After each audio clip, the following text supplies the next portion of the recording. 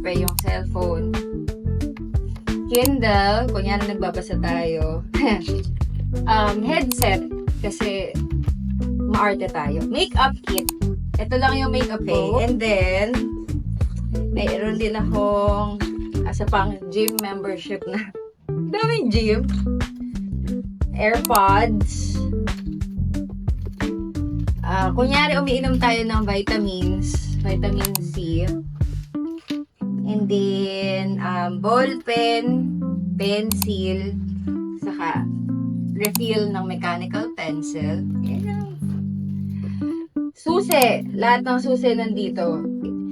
And then, alcohol. Di po sponsored. And then, nail oil.